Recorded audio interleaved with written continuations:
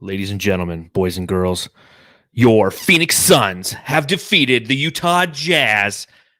What a hell of a game, Matthew. What do you think about that game, man? You scared me, but oh man, I feel great. Finally, a game that really matters. This was a playoff game, the biggest game in Booker's, I think, short career, right? Besides the bubble. This was just amazing, dude. I mean, I love overtime games, usually not when the Suns are in them, but tonight was an exception because they actually finished it out. So I'm just pumped right now, dude. Well, and this is a reminder for all of you Suns fans who have never experienced Suns playoff basketball, or it's been 10 years since you felt it, 11 years. This game tonight is what playoff basketball feels like. Every possession, every screen, every shot, you're living and dying with every play. And it was so fun to enjoy that, to experience that, and to come out on top, man. I mean, that's it right there. I mean, that is. Oh, man. Yeah, and also just the fans in there, you can hear them. It sounded like, the Yankees, baseball's back, there's fans there. If you watch a Yankees game, it sounds like it's a full crowd. Tonight, it sounded like a full crowd at some times. And I was going to ask you, like, if you were to go, when you go back to a game this year or next year, will you be teary-eyed going to those games? Or like just the first time you're in there with a crowd roaring? Or would it be like the first playoff game or something like that? Because I got chills when I heard the fans like yelling after when Chris Paul was just tearing it up in the third quarter. I don't know, man. I got chills. When you hear the boos, when you hear the MVP chants, when you hear the crowd again, like all of a sudden, yes, you do get a little teary-eyed, and it really makes me yearn and long to go back to the arena and play to watch, because it's been so long since I've been.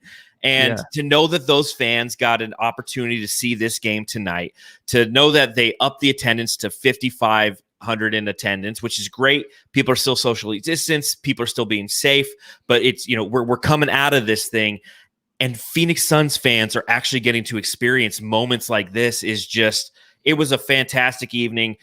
Definitely gut wrenching. What's funny is I clap kind of funny when I watch these games. I don't do one of these. I do a fist pound into my open hand. I do this. I was doing those, and I was doing those. Yes, I get like when DA was being DA tonight, man. I couldn't help myself but just punch my fist. My left hand is killing me. Yeah, that's what it does it to you. It's a DA moments that he had tonight. I mean, are you bruised up? I'm a little bruised up. But I was like, if I go to a game, I can't be cheering like this. It's just, I look really, really dumb. I mean, more than normal. I'm just like, oh. No, I think there's a lot of pent-up frustration, 10, 11 years of, shitty Suns basketball. A lot of the national narrative being pushed away from the Suns relative to the Jazz. I mean, one of our loyal listeners in the chat, Raymond Gonzalez, says, what the fuck? ESPN is giving props to Mitchell and Rudy for standout stats. What the fuck? And who cares, man? Were you watching ESPN or FSN? Because I switched over to FSN in the fourth. There is no FSN anymore, bro. Oh, my bad. Valleys. Rally the Valley yes. Suns. So I was watching ESPN pretty much the whole time. I went onto the Phoenix Fans app, which I see you're sporting the Phoenix Fans app. I got my Frank the Tank top. Nice, dude. Frank the Tank. 0 minutes tonight, baby. Throw off my guns like Ryan Russillo. You ever watch him on the pod? He sometimes wears the tank tops, really nice and close to the camera. Don't flex too hard there, man. But I got my Phoenix Fans hat back here. But I was engaging in the chat beforehand. I was asking everybody, I'm like, well, where are you watching this? Are we Rally the Valley tonight, or is it on ESPN? And everybody's saying, when you get those national games, you got to watch on ESPN. And I'm kind of disappointed I did. Dave Pasch is a local guy. Like, and he got the Suns record wrong. He's like 35 and 15. I'm like, hey, fucker, don't you jinx us. And then Mark Jackson he says some things because he's trying to be impartial that just sound dumb. So I paid for it, but you know what? I got an opportunity to kind of see how the national media looks at the Suns. And I should have watched Rally the Valley, but I didn't tonight. Yeah, you should have. And it was hard. I'm such an idiot. I actually turned off the app ESPN. I'm like, oh shit, I got to actually go back and find it's still FSN network on my TV. And I actually went back to ESPN again. So I went there twice to watch the game. And then I finally found my dad, EJ. I'm like, this is where it's at, dude. This is how you finish off a game with Eddie Johnson and Kevin Ray. they're remarkable. They're one of the top in the game right now. Well, we'll see if that's who I watch tomorrow night because it is on TNT. Oh, no, as we TNT play all the the way. Clippers. Yeah, TNT always does such a great job. But we digress. Welcome, ladies and gentlemen, to the Suns Jam Session podcast. I'm John. He's Matthew, and you're a jamster if you are joining us live as we watch this, or if you're listening to this tomorrow on the Bright Side of the Sun podcast network. Make sure you subscribe, rate, and review wherever you are listening to this, because you're not only going to get us, but you're going to get Fanning the Flames, which is another fantastic podcast here on the Bright Side of the Sun podcast network. If you're watching us live on YouTube, go ahead and subscribe and smash that thumbs up button. Give us that like button. And, if you're listening on Apple Podcasts, we like to call out some of our reviews. And we did get a new review, Matthew. Okay. Was it you? Nope. This is from John Kuhn 303. And he says BDB and BPP.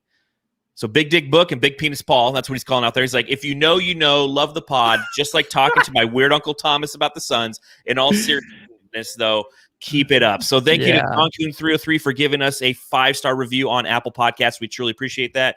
If you do the same, we'll read it on the pod because why not? I think it's funny and I love our loyal listeners. So without further ado, are you, please tell me you're cracking a beer open. I didn't have one prepared. I'm sorry. I should be kicked off this pod right now. I have just kicked Matthew off of the pod for not having a beer with us Suns fans. I got a Coors Banquet beer because according to Johnny Lawrence, it's badass. So let me pop this bad boy open. Ooh, man, that sounds so good. Hey, welcome back. Let's talk about this Suns victory over the Utah Jazz, baby.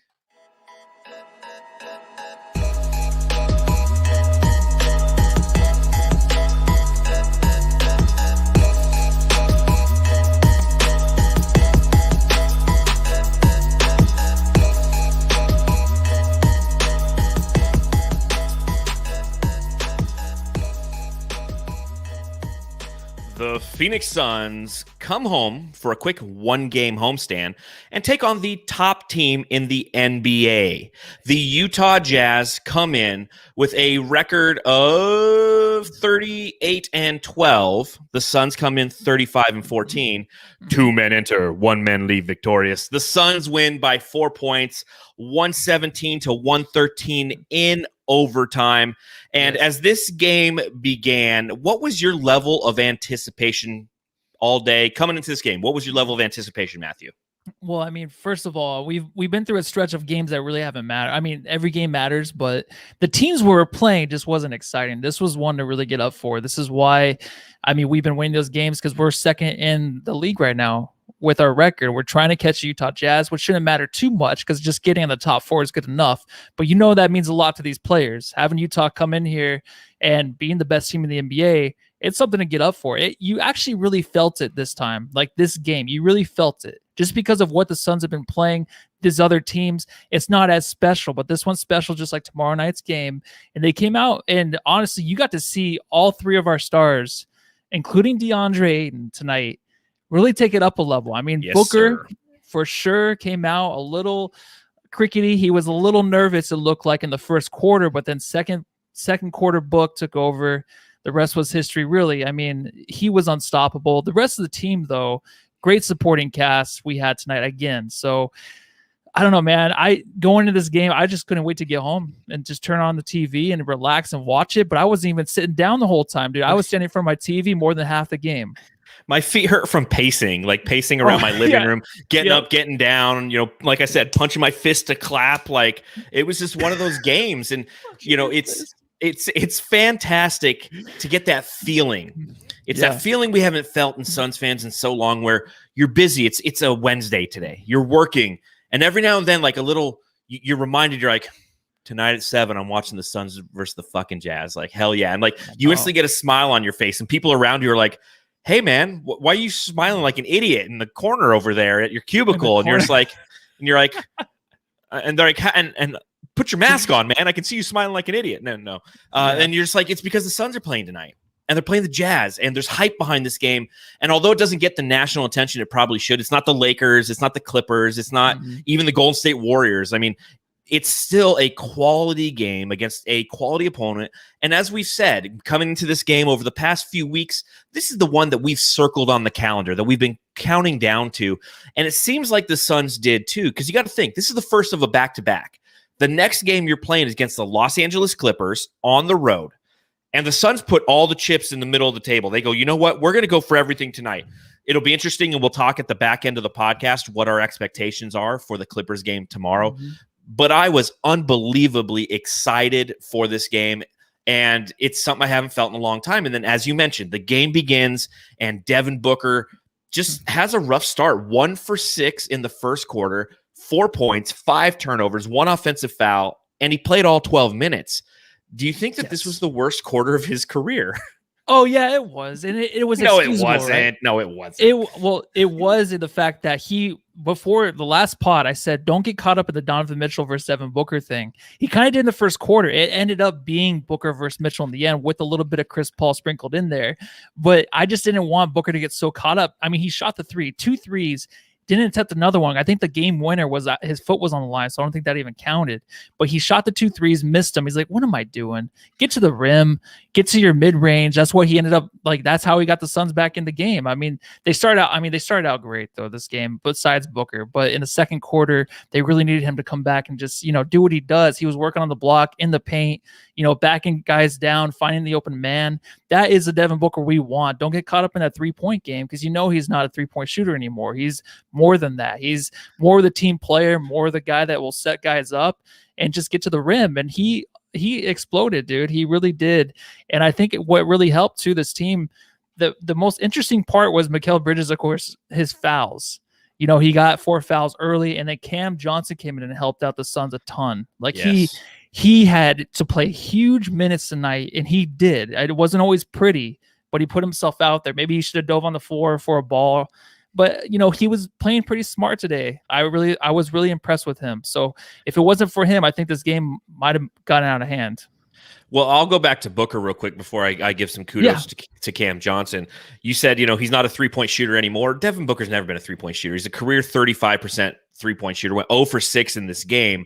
But you're right. It was almost like opposites day, because normally Devin Booker comes out, he'll put up like 16 points in the first quarter. He's one of the top 3 or 4 players in the NBA in first quarter scoring, and he had 4 points and then came back and had 10 or 12 points he had a total of 16 points at halftime. So he had 12 points in the second quarter. And I was like, okay, this is strange, but you could see his nerves. He personified what Suns fans were feeling tonight.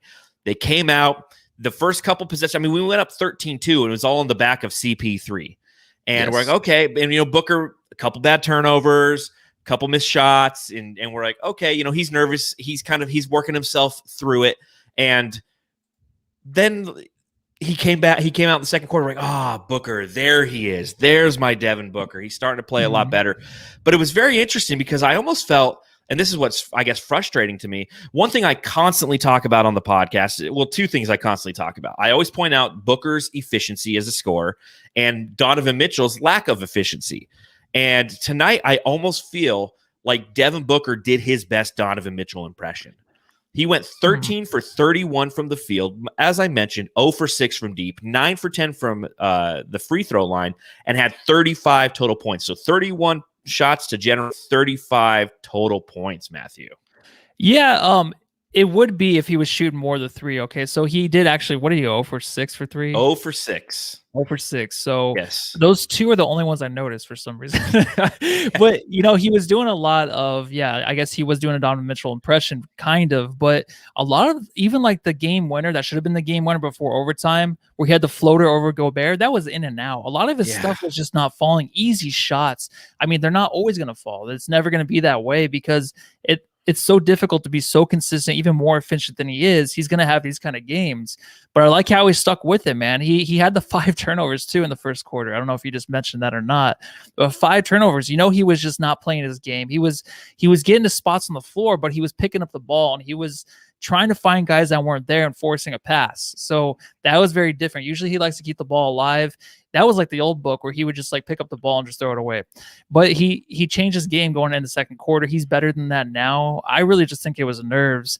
And his shooting percentage, I'm not too worried, because he had a lot of good looks, right? I mean, yes, the team overall. Yeah, they had great looks all night. And I mean, Utah Jazz did too. They missed a lot of open threes. down towards the end of the game, which it included Mitchell making that one to tie the game. It's kind of like they earned it in a way because they were missing so many good looks.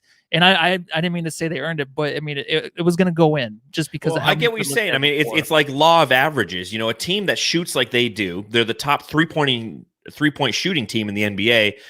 When they finish the first half shooting 3 for 21, you're like, okay, good perimeter defense. I'll chalk a little bit of it up to that, but that it's going to catch up. And they ended the night a total of 11 for 44. So I mean, they shot 23. They went 7 for 23 for the remainder of the game, which again just isn't normal. And I will credit the Suns and our ability to rotate and our ability to at least put a hand in the face and make some of those shots a little bit harder than other teams probably do to the Phoenix Suns. But both teams, you could feel the weight of this game on both teams because there were a lot of wide open shots. I mean, the Suns ended the first quarter with 20 points. When's the last time the Suns put up only 20 points in the first quarter, man? It's almost like 4 seasons ago when they had 2 or 3 consecutive games where they had let 10 points in the first quarter, and then I think Earl Watson got fired. Yeah, no, you're right. That is the last time. I'm actually thinking that. Well, they started off the first so good. They were up 13-2, man. They were up 13-2, and then there was a timeout called. And then the Jazz started getting a little bit hot from 3. Then they started coming back. Then the Jazz started playing better defense on the Suns. But the Suns, I think, maintained a really good level of defense until the fourth, maybe when they got a little tired. But the first quarter, it just, for some reason, even though they started out hot, it's something to get excited about. But it's just like it's a full 48, and I hate to sound cheesy, but this game's going to be close in the end. It has to be because of the defenses on both sides, and that's the way it was working its way towards the end. I mean, I think the Jazz started out so terribly from 3, but they picked it up later in the fourth. Of course, I mean, that's every team that plays the Suns. In the fourth quarter, they're just red hot for some reason from 3. But yeah, the first quarter was just something where I was like, Book just needs a reset. That was the most I was worried about. Just he needs a reset. But how confident were you in Book just getting back to the basics? I knew he would lead this team and help this team, even though his percentage wasn't as great, but he definitely helped out, even though the first kind of sucked. He definitely helped out, and he played well. Obviously, he ended with 35 points, but he was 0 for 3 in game put-awayers, if you will. He had the one shot where he went down the middle, had the nice floater, and it just went out. That would have put the game away. That was sealed. That was a good shot, though. It was a great shot. It was a fantastic shot. And then he had the end of regulation shot, which I hate that play. I hate with 11 seconds left, they're running the ISO ball, letting Booker take, like a 28-footer. That's not the most efficient or best shot. Take it to the rim and dish to somebody. Let Cam Johnson or somebody shoot the ball if you have to, or put the ball in CP3's hands. Yeah. And then he had the opportunity to hit that free throw at the end of overtime that would have sealed it. He didn't. It dragged on a little bit. Ultimately, the Suns win by 4. But it's that's just Devin Booker again. I think that again, Devin Booker, this has to be, and I tweeted this out from the Suns Jam Session Twitter account, this has to be his most pressure-filled, hyped game entering a game and for him in his career. He's never been in a playoff game. The bubble games were one thing to Suns fans, but they weren't everything to all the teams that were resting up, preparing themselves for the actual playoff run that lied ahead of them in Orlando. So this is the first one where it's like number 1 team in the league, national spotlight on us, and we're the number 2 team in the league. It's not like it's like the number 1 team coming to town and we're the 8th or 9th seed or the 11th seed like 2 years ago and you're trying to knock them off and upset them. This is a draw the line in the sand potential playoff series, hopefully, Western Conference Finals. I don't know. This is the best team in the NBA. So this is just one of those things where he is going to have to learn how to navigate his emotional response to that, because it is something where you have to be in that situation to feel those feelings, to know how to truly manage them. Conversely, you have Chris Paul, and Chris Paul was a man, dude, tonight. Dude, he was. It just really quick. It's so fun because Booker is not clutched by Ken Kaplan. It's the next tier he's going to go through. I'm not saying he's LeBron James, but LeBron, how many years did he face he's not clutch? And plus, Book did miss that free throw, and he missed the game-winning shot. But there's so many shots he's going to take for us to where.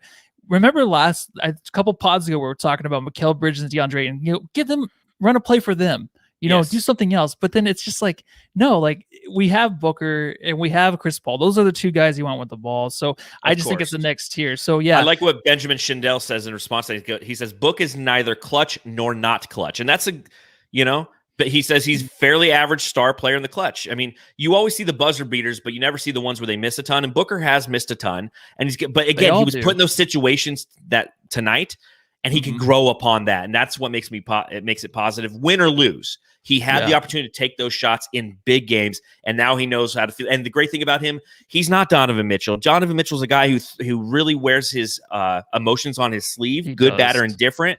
I love the Booker, just like, okay, I missed that. Never too high, never too low. I'm telling you, Papa Ricky Rubio, the culture lives on. Praise Papa Ricky. It's true. That's a new book. We talked about it last pod, like how his posture, everything's just different about Book. He almost got a technical, I feel like, going into overtime, whenever, like he was about to throw the ball down, but he holds it in now. And I think he's being more professional on the floor, because when in situations, you don't even notice Chris Paul even throwing a fit or anything. He's still just working with the offense, trying to get things down on defense and just having things kind of flow smoothly for his teammates. But yeah, you brought up Chris Paul, dude. Every shot he takes, and he was fighting Ayton tonight, some nice alley-oops, a couple of them. Mm-hmm. Every shot he takes, though, you think it's just going to go in. I think we hear that all the time on the broadcast, but it's so true. It's so nice to have Booker and Chris Paul where they're going to shoot the ball, and they give themselves some space always. And it's something that you just have to love, because they're not jacking up threes. They're getting to the mid-range, and that's just I love it. Efficient shots, man. I mean, they are. This is a preview of playoff basketball, Suns fans, and how we're going to operate. It's going to be Chris Paul. It's going to be Devin Booker. It's going to be, and we're almost there. I almost want to say Ayton's name, but we're not quite there yet. But I mean, the way that Chris Paul played tonight, again, he shot a total of 24 shots in this game. That is not typical Chris Paul behavior as a member of the Phoenix Suns. He hit 12 of them, but you look at how he's played thus far this season, the most field goal attempts he's had in a game prior to this was 21, and that was against Oklahoma City in a loss back in January. So 24 shots is not something that we have seen from Chris Paul as of yet. He scored a total of 29 points, and you look at that, and that's his, he scored 29 a couple times. He's had a 34-point game and a 32-point game. So it was definitely take what the defense is giving you. They're giving you the high screen and rolls and the elbow jumpers, and he was going to have that elbow jumper all day, and he murdered them with it. If I was a Utah Jazz fan, I'd be like, fucking cover him in the mid-range and make him throw it to Ayton. If Jazz fans knew how Suns fans felt about Ayton, they would have been like, dude, feed him all day because I hear he's got butterfingers, But they let him take the mid-range, and he murdered him with it. And then on top of that, he had massive three-pointers. He ended 3 for 7 from downtown, but I mean, I felt like every one of those was huge. A total of 29 points, 9 assists for the point guard. Just a fantastic game for him. When he was going, you felt confident. When he was shooting, it felt confident. Again, I really wish they would have tried to run that last 11 seconds of regulation through CP3 rather than having just Book go for the dagger. But again, just experimentation. Growth opportunity for Booker, and just seeing what you got, knowing that when those moments arrive in the playoffs, now he's felt that before. Yeah, I mean, that shot that Book took, that's like the rest of the league, right? The rest of the league shoots those same shots. Any game you watch going into overtime, or that's about to, that is the last second shot every team takes and every star takes. And for some reason, Booker got to the rim, not at ease, but he got to the rim when he wanted to. He just started too late in the shot clock, but he can get better looks than that. You know what I mean?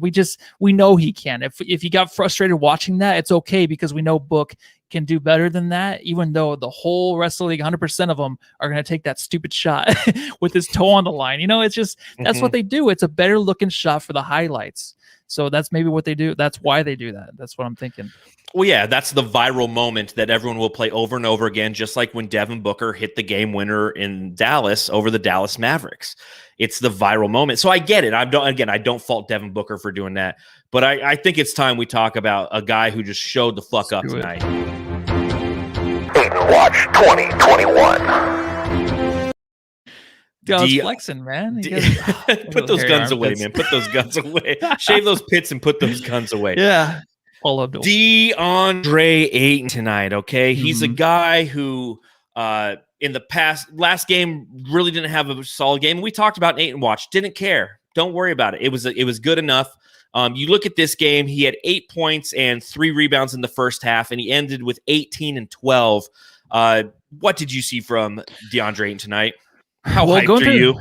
Oh man, it was like you said, like hitting those fists, dude. I'm gonna have to wear a glove next time because I was doing that when I was watching DA. He's the only guy in this team that really can get me going, like almost ready to punch the TV out of frustration or just out of hype. Because when this guy gets up and he has a putback dunk, it's amazing. The alley-oops he was getting today, he was putting himself in good position and he was ready for him. I mean, there was a pass where Booker threw it up to him later in the game, and it was a bad pass by Book because Book should have just shot. He was wide open and DA wasn't paying attention. But that doesn't happen as much anymore. You notice Ayton is really paying attention to what he's supposed to be doing on the court. But he played Gobert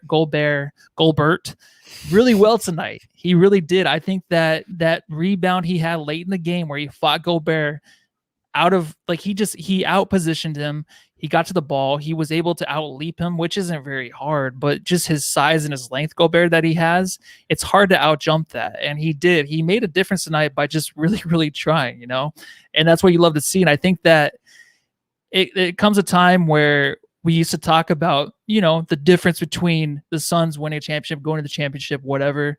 What is that difference? It is this Ayton, because he helps out so much, especially with Mikal Bridges not in.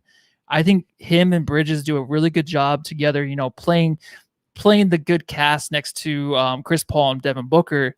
But Ayton just needs to insert himself as that third star guy. And he did tonight. I mean, the stats were great. That's the 18-11 that you want from DA. And it's just not that. It's just the effort, dude. And I just love seeing it. And I mean, what did you think? It had to be awesome for you, right? Oh man, I mean, you know me, I'm a big Ayton guy. I'm an Ayton apologist at times, but I like to think I'm an Ayton realist. You know, he's a guy who continues to learn. He's 22 years old. He has so much potential. We don't see it all the time, so obviously that's why he becomes a talking point. As Ken Kaplan says in the YouTube chat, effort. And Monty says in the YouTube chat, BDDA tonight. Yes, big dick DA tonight. He was a man, dude. Yeah, but did you say big dick DA? No, I thought you meant like Monty Williams said that. No. What do you? Okay. No, Monty in the chat, man. Shout out to the Jamsters who are joining us live. If you're joining us live, make sure you subscribe, rate, review, do all that fun stuff. Cheers.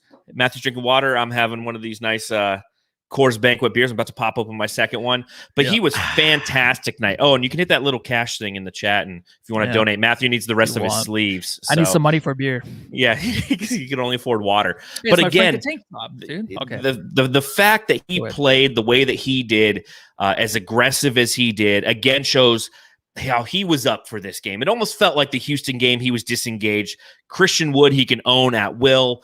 And he did whatever he wanted, pretty much next to him. But then you have Rudy Gobert, who's the second best rebounder in the league. And kudos to the Suns in the way that they rebounded tonight, because you knew that was going to be a challenge with the size that the Jazz bring. It's one of those questions and one of those things that all Suns fans are going to be watching for the remainder of the season, because ever since the Denver Nuggets got Aaron Gordon and the Lakers got Andre Drummond and the Utah Jazz, like the Suns, didn't do anything, but they already had size, is we're constantly worried about size and how are we going to rebound and how are we going to position ourselves. The Suns out-rebounded the Utah Jazz 61-45 tonight, and it was team rebounding. And although DeAndre Ayton ended with 12 rebounds, a lot of those team reboundings opportunities started by DeAndre Ayton playing volleyball, just jumping up there and just batting it away from Gobert. He's like, I'm not going to grab this board, but he's not going to grab this board. Now, granted, Rudy Gobert ended with 16 points and 18 rebounds.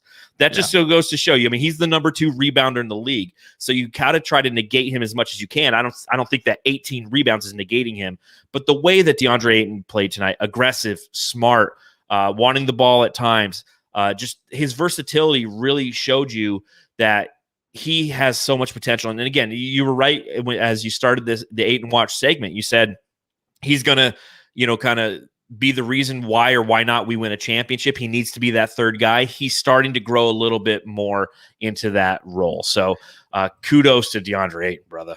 Yeah, and 17 minutes straight he played to end the game. That's fantasy. That's he never what I came like out. to see. And he didn't show, like, there's a few times you can see, like, of course he's tired, but he didn't show it on the court.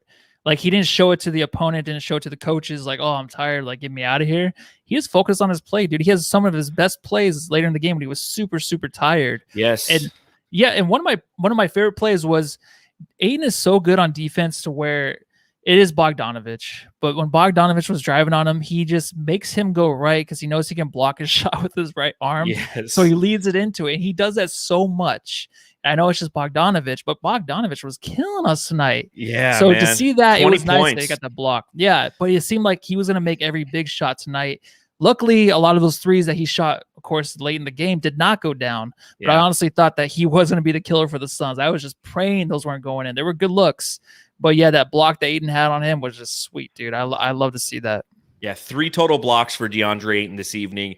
And Bogdanovich, anyone with the last name Bogdanovich, whether it's Bogdan Bogdanovich or Bohan Bogdanovich, they always seem to kill the Suns. But like you said, he went 1 for 8 from the 3-point line, ended with 20 points, which was the second highest score for the Utah Jazz. But again, kudos to DA for that defensive effort because they needed it tonight because, Mikal Jail was not in session tonight, man. Mikal ended with 0 points. Played 20 minutes because he was in foul trouble the whole time. And I'm not going to lie, man, Donovan Mitchell was crossing him up left and right. He was. I said it to myself sitting on the couch. I'm like, he is whooping his ass. Like it's sad to say, but it's true. And I'm not a big Donovan Mitchell fan, but you have to give him some respect. The guy knows how to fucking play and he's really clutch. I think he is. I know he has a lot of games where he shoots a ton of balls, but who cares? I mean, this guy comes up big a lot for Utah Jazz. That's why they are where they're at right now. And he seriously, Mikal Bridges had the hardest time, like just finding him and staying in front of him. But I don't think the DA and the defense, the rest of the Suns team knew that he needed help on him. Do you think he did? Because a lot of the plays, like Mikal would be right in front of him, he'd go right around Mikal. So I don't know if anybody was really helping him out or even thought to even help him out. Because this is a guy, Donovan Mitchell, where I know he's not, I don't want to say he's a superstar, but he's a hell of a player, and I think he needs more attention. But he's just going to get his 41 in big games. He went 0 for 8 last game. That's why coming into this, I'm like, that sucks because he's going to go off in this game where he was just making big shots and getting to the rim when he wanted to. Well, and I think that's the trust that the Suns have in Mikal Bridges. They're like, listen, we're putting you on an island with the top scorer, a 2-time All-Star over there. You're on an island. We're not going to throw double teams. We're not going to throw help. We're going to stay home on these shooters and create tough shot situations for them. And that's ultimately what the Phoenix Suns did tonight. And Mikal got burnt for it. And, now don't get me wrong. Some of those fouls, as per usual, were pretty ticky-tacky. They were pretty soft. Yeah. I mean, I saw Devin Booker get mobbed like twice on one play. There was no call, but, Donovan Mitchell does one of those head jam things, and all of a sudden it's a foul. And Mikal Bridges was in foul trouble, but ultimately just wasn't his night. But again, that goes to show you the depth of this team, man. Like this is a team that Devin Booker did not have his best game. He had 35 points because of volume, not because of efficiency tonight, and we won. Mikal Bridges scored 0 points and barely played at 20 minutes, and we won. Jay Crowder had 6 points on 2 for 9 shooting, all of them from 3. Now, granted, he had 12 rebounds. He was he was the recipient, if you will, of a lot of those volleyball team rebounding situations. But if you look at our starters, you had 35 for Booker, 29 from Chris Paul, 18 from DA, and our other 2 starters, Bridges and Crowder, combined for 6 points. Mm-hmm. No, it's amazing. I love Crowder. See, it's so close to being one of those games where you just come out here and you go on the pod and you talk about Crowder just being that annoying guy shooting the 3, but he makes a huge 3. That's why it's not annoying, because he is so confident still. Even if he goes 1 for 7, he's still going to shoot the 3. And he's literally the guy that got us started from 3-point land in the first quarter and then ended the game for us to give us a really nice lead when we needed it. And he is, like, we talk about the no, yes guy. He is ultimately that, but I always trust him more than not. Even though if he does miss a big shot or airball it or break it off the front of the rim, I'm just like, little curses under my breath towards him. that might happen, but ultimately, dude, he is just so solid this year to where I haven't had that game yet. Even if he does go 0 for 8, it's just like he does help us in other ways with the 12 rebounds. Much needed, dude. Much needed with Mikal Bridges out. As Mega Khalid says in the chat, extreme confidence. I mean, we got to come up with a nickname for Crowder because he's got like Mondo huge balls. This guy, he doesn't care. He will always shoot, and he's got a hairpin trigger. It's like the ball comes to him, he's shooting it. So I'm cracking open. Jamsters, think of something. There you go. Another one? I'm cracking open my second beer, man. What a man, what a man, what a mighty good man. So, a lot of people are mentioning the Krat in the chat, and you mentioned it a little bit earlier. I do want to talk about Cameron Johnson.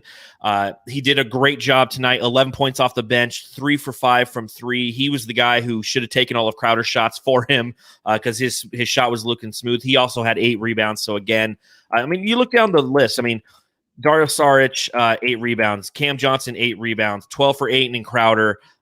Torrey Craig had 5 coming off the bench. It was truly a team rebounding night tonight. But Crowder and Booker combined did a pretty good job on Mitchell relatively. He scored 41 points, but I really like what I saw from Crowder tonight. You mentioned it a little bit at the top of the pod. Give me a little bit more on that. With him so Crowder, if we want to talk about Crowder, I think you have to talk about I'm sorry, Cam Johnson. Yeah, I was like, I was like, did I just talk about Jay Crowder? Yeah, okay, so Cam Johnson brought him up earlier. He was definitely the reason, and it might not to be too early to tell you who my jam star of the second quarter was. It was Cam Johnson. I was tracking it actually by quarter because first quarter was Chris Paul, then Cam Johnson was the second quarter jam star, and then the second half I was just on my feet watching the game, so I didn't track it after that. But Cam Johnson. Yeah, so after 2 quarters, it was too much. But Cam Johnson, dude, he's not there yet. Of course he's not. He's still a young guy, but his just throwing himself out there, even if he's gonna mess up, and I said it earlier, is the best thing about him because he doesn't care.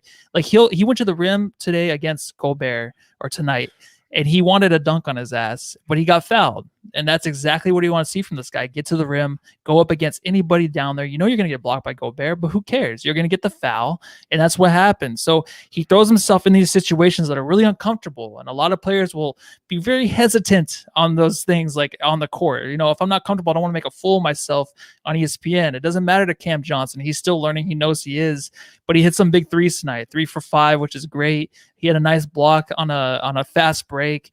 Just things that you want to see from a guy who is going to come in and back up one of our favorite players, Mikal Bridges, and put in the extra effort for every minute he's on the court. 36 minutes. I think I predicted that Mikal Bridges would get like 36 minutes tonight, but it was Cam Johnson. And He came through every minute.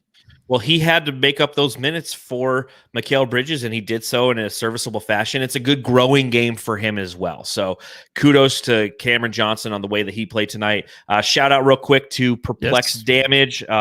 Throwing a little donation in the chat. We appreciate it. We're going to get Matthew those sleeves, I promise. And I love his analogy. He says CP3 and Devin Booker are Murtaugh and Riggs, and DA's Joe Pesci and Lethal Weapon 2. It's fantastic. That's like I could probably write a whole piece on Bright Side of the Sun about that exact. If I finished one of the whole movies, I would know what they're talking about. Oh, the only one I saw was in It's Always Sunny. It's Always Sunny. That's the only Lethal Weapon I really saw. It's funny. Well, Griggs. It's time for one of our newest segments and one of our favorite segments. And it's actually brought to you by our friends at Cartisement.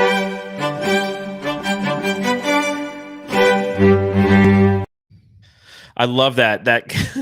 Somebody tweeted out the other day, they saw Cartisement is somebody that we work with, and they make decals that you can put on the back of cars. And somebody saw a van driving around Chandler with the Cartisement for the Suns Jam Session podcast. You want to tell us a little bit about that, Matthew? Yeah, it's just some van. I met this lady. I was like, hey, you want to make a couple bucks? And I gave her a sticker, to promote us. She's always on the run. She's always driving around, our crazy town. So I gave her the sticker, dude. And so far, it's paid off. One person saw it. She said she gets honked out a lot because of the sticker. I'm like, it might not be because of that. Maybe because you're driving too slow. But God bless her. Thank you so much. So the first shout out. And yeah, thank you, Cartisement. Pick a lane, lady. The Saric smoke break. All right, Dario Saric. It's the Saric smoke break time because he clearly looks like a guy who would hang out outside of a Circle K smoking Camel Reds. Is that a thing? Marlboro Reds. It's been a while since I've smoked cigarettes. It's been a long time. Dario Saric only played 11 minutes in this game, but very impactful minutes. They were pretty much, Monty Williams was trying to deploy him in the minutes in which Rudy Gobert was not playing and, trying to go up against Derek Favors, tried to match him minute for minute, didn't ultimately do that. Derek Favors had a total of 16 minutes, but 8 boards in 11 minutes and 6 points. What were your thoughts on Dario? I feel like he played like more minutes, right? And it was kind of like insecure minutes from Monty, like not knowing what to do. I mean, he wanted to match up DA with Gobert, but then it didn't happen, and it did happen. Sometimes Saric was in there with Gobert, but I mean, I wanted to see more Saric against Gobert. I don't know why. I think like he had the one time down there on the block underneath the rim where he like shoved him out of the way, but missed a layup. You know, that's what Saric does. He misses those layups that are almost gimmies. That was a gimme, and it hit the back of the rim and came out. But Saric, 11 minutes and 8 rebounds still. They said on the broadcast 8 rebounds, like what the hell? And that just shows you like the team rebounding is really killing this team. And I don't know. I loved him, and I thought he could have played some more minutes. Do you? I mean, did you? It depended. I mean, he was really going to get owned by Rudy Gobert, and you saw that for that brief moment in which he was in the game with Gobert. He committed a ticky-tack stupid foul on him that led to an and one for a 62% free throw shooter in Gobert, and that's why they were just trying to keep match the minutes, if you will, because he played great against Derek Favors. Derek Favors is a guy who the Suns have had a hard time with in the past, and I always forget he's on this team until we play him, and he comes off the bench. I'm like, shit. He's a guy who can block shots, out rebounds you, and just kind of keeps you at bay. And Dario Saric with his big cigarette butt, throwing it around the lane, moving him off of his spot, taking his butt, just right in his hamstrings. Get out of here. He grabs those rebounds, ended up with 8. And, it's just a very, very solid game for Dario Saric. And again, it answers some questions for you again. What are the Suns going to do come playoff time? Dario Saric will get minutes. He's not going to get 25, 26 minutes coming off the bench, but if he can give you 11 quality minutes, that's what you need from him. And real quick, shout out for Johnny Go in the chat. He's here for this. He's the one who actually came up with the name of the Saric Smoke Break. So make sure you DM us on Twitter, because the Phoenix Fans app has actually given us a Super Dario shirt to send to you, Johnny Go, for coming up with that name. We appreciate it very much, man. So, wait, is that real? From Alex Kroll? Alex Kroll, $25. You guys are goated. Love your pod. Thanks, Alex. We appreciate that. Yeah, we're going to give Matthew both sleeves. Yeah. Okay. Yeah. That's I thought he like took that money from us because it's been red. I'm like, are we minus $25 now? That's awesome, man. The Jamsters, thank you very much, man. You guys are absolutely fantastic. We really appreciate it.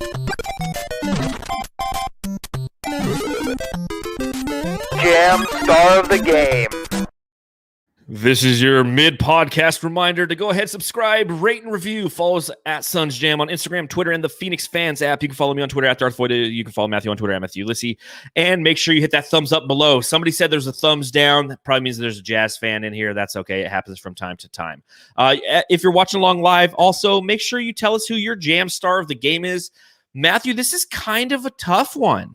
This is really interesting. Like, do you go D-Book? Do you give it to CP3? Is this an Ayton Jam Star of the Game?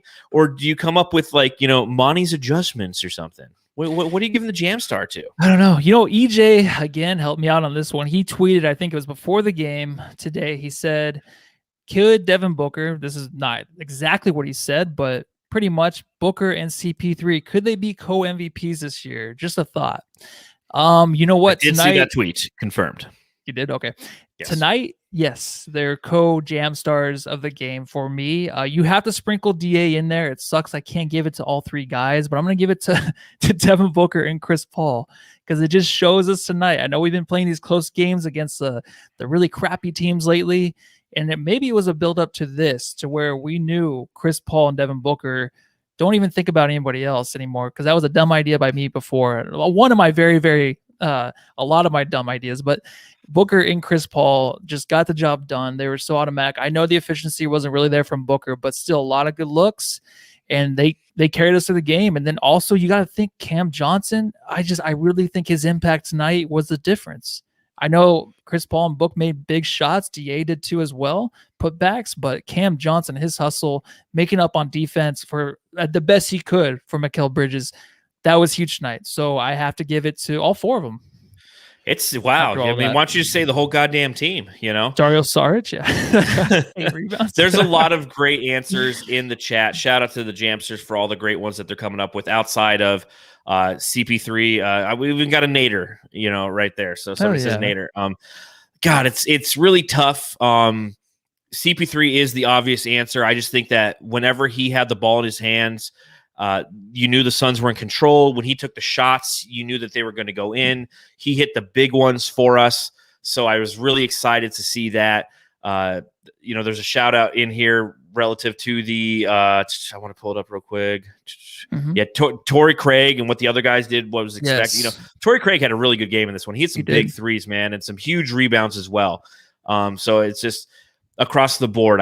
It's really hard for me. I got to agree with you. I think it's a co-MVP kind of night for Devin Booker and CP3. I mean, they combined for a total of 55 shots. We haven't seen that from a Phoenix Suns team yet this year. We've not seen this brand of basketball.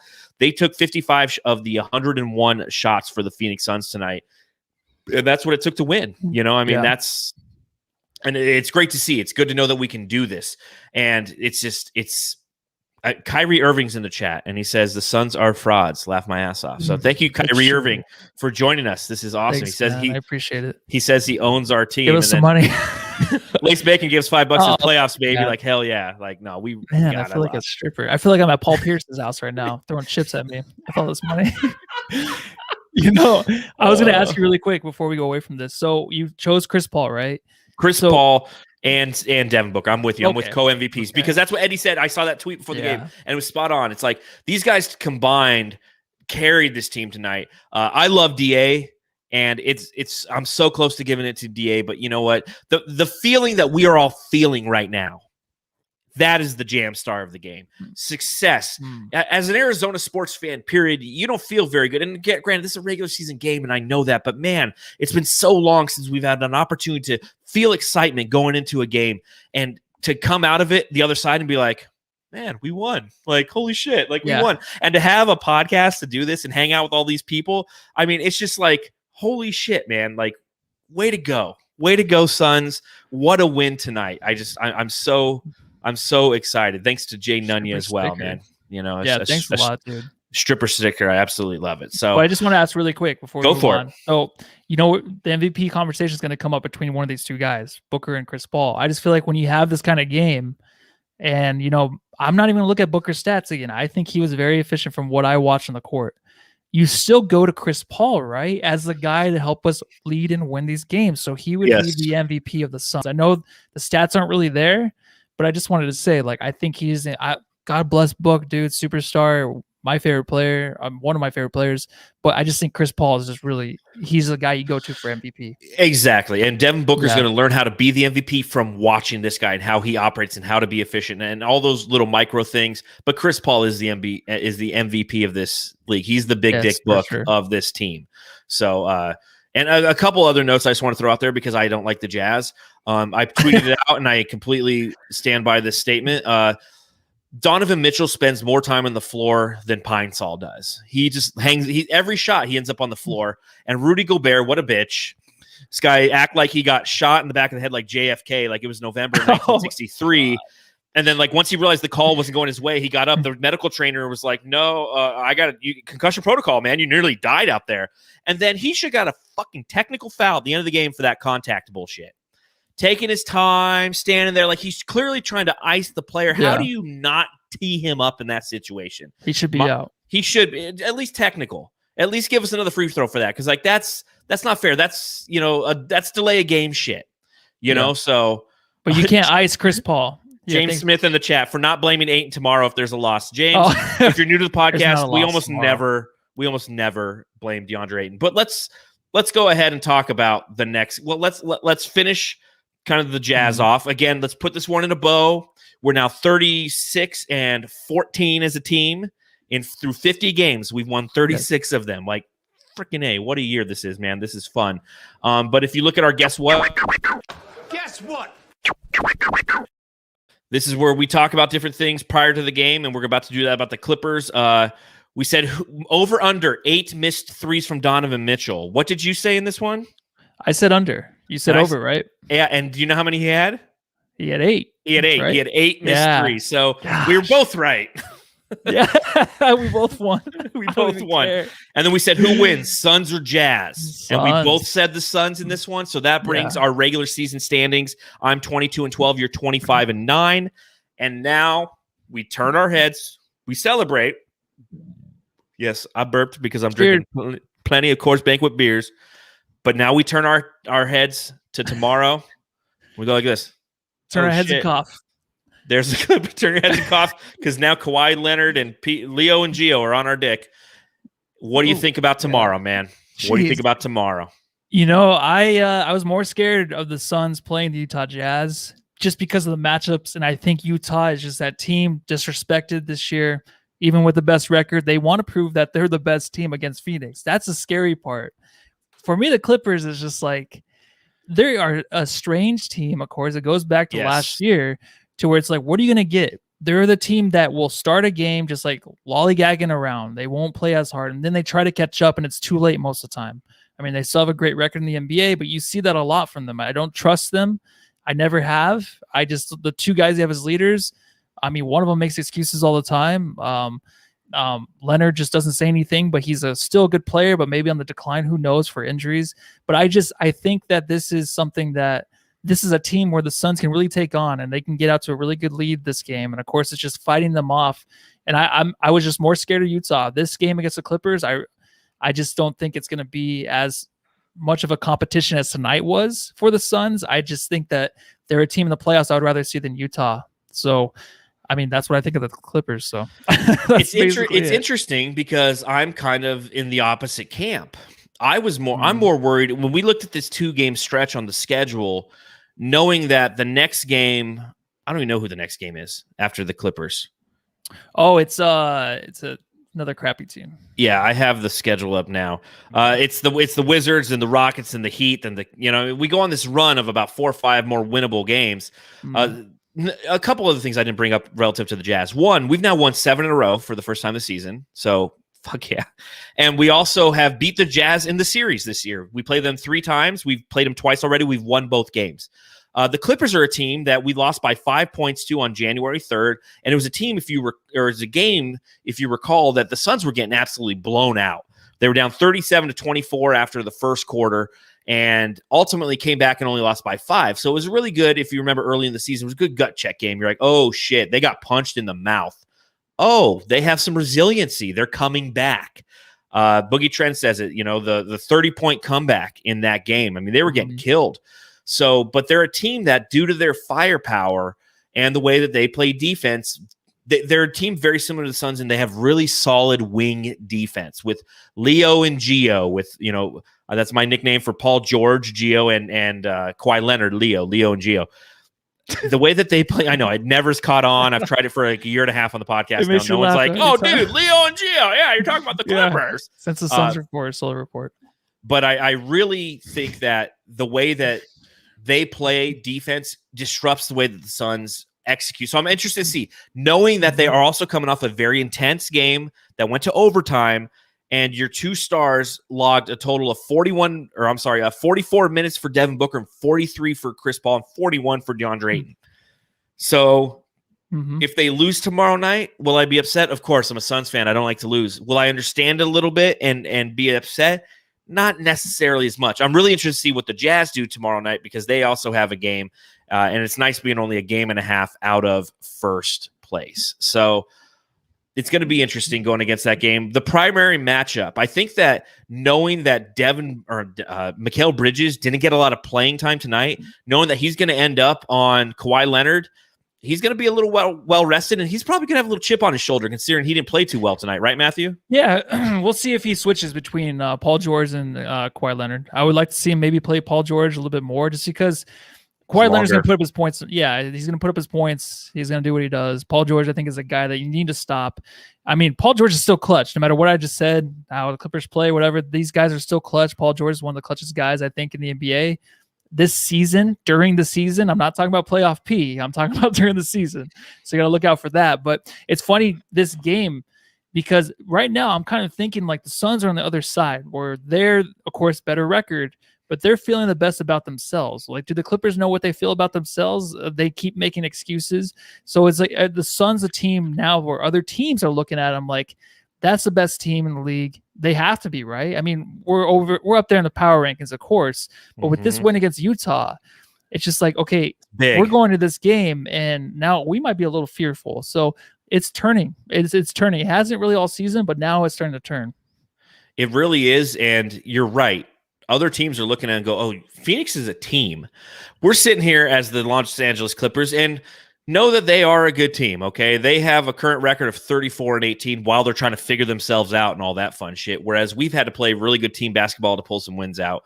But they're kind of having an identity crisis because it's too much of kind of pointing at each other. Yeah. Serge Ibaka might not play. He's day-to-day right now. I know he didn't play in the last game, and I think no Serge obviously helps the Suns considering their depth.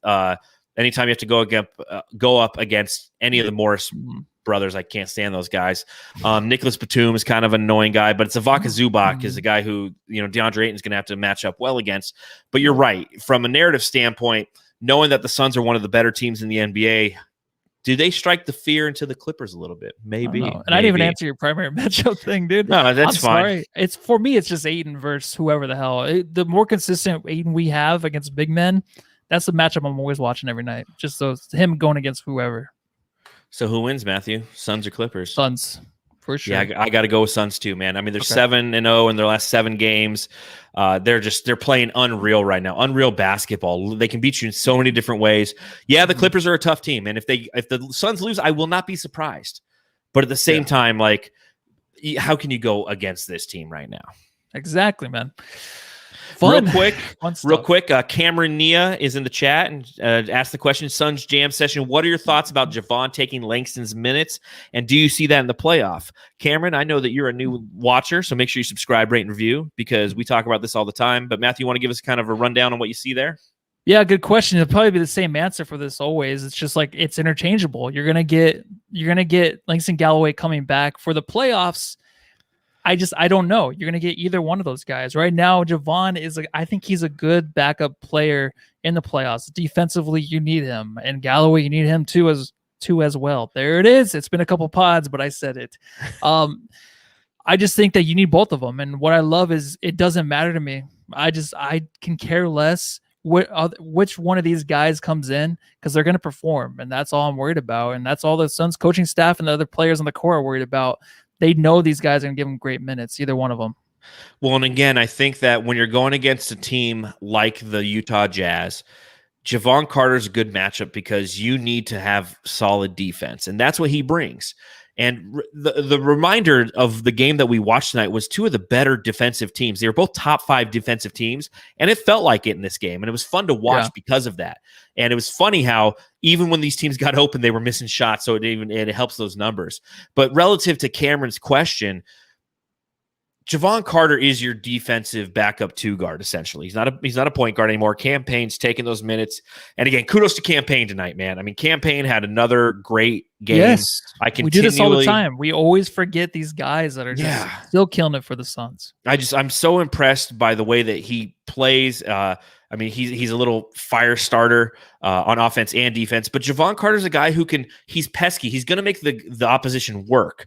And what I liked tonight was, when he was in, he was making Donovan Mitchell work and making Mike Conley work.